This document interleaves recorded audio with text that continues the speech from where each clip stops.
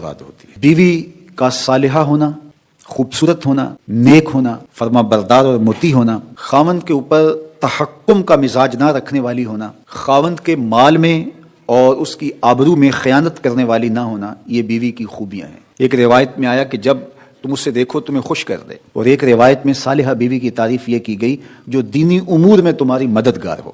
تو جو تمہارے مال پر خیانت نہ کرے، تمہاری اولاد کی اچھی تربیت کرے، تمہاری فرما بردار اور مطیع ہو، تمہارے اوپر علو نہ چاہے، یعنی تمہارے اوپر تحکم نہ چاہے، اور تمہیں نیچا لگا کے رکھنے کی آرزو اس کے سینے میں نہ ہو، بلکہ وہ تمہیں سربلند دیکھنا چاہتی ہو، اپنے پردے کی حفاظت کرنے والی ہو، اپنی آبرو کی حفاظت کرنے والی ہو، اور قانع ہو، شکر گزار ہو، تو ایسی بیوی کا نصیب ہو جانا حسنات دنیا سے ہے۔ آقا کریم نے ارشاد فرمایا الدنیا متاع وخیر متاعها المرأة الصالحہ، دنیا متاع ہے اور دنیا کا بہترین متاع اچھی نیک بیوی ہے۔ تو اگر اچھی صالحہ نیک بیوی نصیب ہو گئی تو یہ دنیا ہی جنت ہے، اور اگر بدکار ناشکر گزار بیوی ہے تو یہ دنیا ہی جہنم کا گڑھا بن جاتی ہے۔ اس لیے یہ اگر کسی کو نصیب ہے تو وہ اللہ کا شکر ادا کرے، اور یہ اللہ کی عنایت ہے کسی پر جو اللہ نے مقسوم کی ہے۔ تو یہ چھوٹی نعمت نہیں ہے، یہ بہت بڑی نعمت ہے۔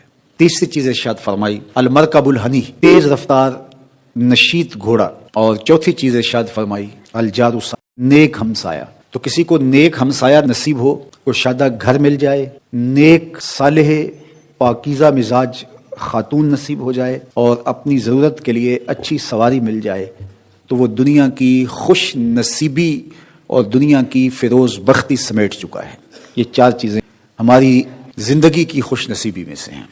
اگر کسی کے پاس یہ چار چیزیں ہیں تو وہ اللہ کا شکر ادا کرے، اور یہ چیزیں جب انسان کو میسر آ جائیں تو وہ یکسوئی کے ساتھ عبادت بھی کر سکتا ہے، یکسوئی کے ساتھ صالح اور نیک اعمال بھی بچا لا سکتا ہے۔ تو یہاں ارشاد فرمایا کہ جب ہم کہتے ہیں اللہ ہمیں حسنات دنیا عطا فرما اور حسنات آخرت عطا فرما، اور باطن کی جلا کا، تیسری بات فرمائی وقیام اللیل، راتوں کو قیام، جب دنیا سو جائے مصلی بچھا لے، اس سے دلوں کے زنگ اترنا شروع ہو جائیں گے اور دل اللہ کی معرفت کا رنگ پکڑنا شروع کر دیں گے۔ اور چوتھی چیز انہوں نے بیان فرمائی وَالتَّضَرُّعُ عِنْدَ السَّحَرِ، سحری کے وقت مصلی کے اوپر بیٹھ کے رونا، سحری کے وقت مصلی بچھا لیں اور اللہ کے حضور آہوزاری کریں، قیام میں رونا، سجدوں میں رونا، رکوع میں رونا، دعاؤں میں آہوزاری کرنا، مصلی بچھا کے اس پہ بیٹھ کے دعائیں کرنا، اللہ کے حضور تضرع کرنا، اللہ کے حضور زاری کرنا، اور یہ اس قدر مفید ہے دلوں کی جلا کے لیے، باطن کی ستھرائی کے لیے، روحوں کی پاکیزگی اور عفت کے لیے، اور من کی روشنی کے لیے، کہ یہ تجربہ آپ کر کے دیکھیں کہ آپ سحری کے وقت اٹھ جائیں اور اللہ کے حضور سجدہ ریز ہوں، اور وہ وقت ہی ایسا ہوتا ہے کہ جب آپ وضو کر کے مصلی پہ آتے ہیں تو خود بخود آنسو ڈھلنے لگ جاتے ہیں۔ ایک درد اور کیفیت ان لمحوں کے اندر رکھی گئی ہے۔ اور پانچویں چیز جو ارشاد فرمائی گئی وَمُجَالَسَةُ الصَّالِحِينَ، نیک لوگوں کی صحبت۔ حضرت مجدد الفسانی علیہ رحمہ فرماتے ہیں کہ نیک لوگوں کی صحبت کبریت احمر کا درجہ رکھتی ہے، سرخ گندک کی طرح ہے، اور ان کی صحبت دلوں کو پاک کرتی ہے، صفائی دیتی ہے، ستھرائی دیتی ہے۔ اور آج کی تاریخ میں دنیا اس بات کو تسلیم کرتی ہے کہ جو لوگ موجود ہوتے ہیں ان کے ابدان سے کچھ شعائیں نکلتی ہیں، حتیٰ کہ کافر کے اندر سے بھی کچھ شعائیں نکلتی ہیں جو اپنے پاس بیٹھنے والوں پر اثر انداز ہوتی ہیں۔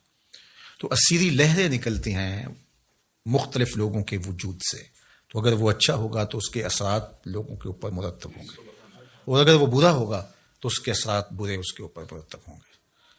اور یہ ایسا تجربہ ہے کہ جو آپ کر سکتے ہیں۔ اچھے لوگوں کی صحبت میں بیٹھنا اٹھنا شروع کریں، خود بخود آپ محسوس کریں کہ ایک کے اندر کچھ اتر رہا ہے، نور اتر رہا ہے، روشنی اتر رہی ہے۔ اچھے لوگوں کی صحبت میں بیٹھ کر رغبت دنیا کم ہوتی ہے، رغبت آخرت بڑھ جاتی ہے، انسان اپنا محاسبہ کرنے لگ جاتا ہے، نیکی کی طرف اس کے قدم اٹھنے لگ جاتے ہیں، برائی سے رکنا شروع کر دیتا ہے۔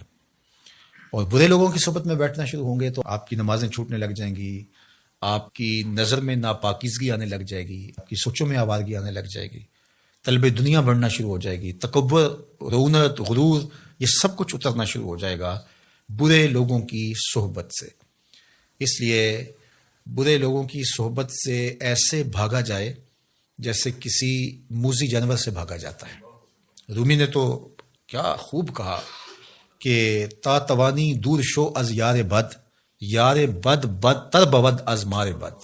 کہا جہاں تک ممکن ہو برے یار سے دور رہے، اور پھر فرمایا کہ برا یار برے سانپ سے بھی برا ہے.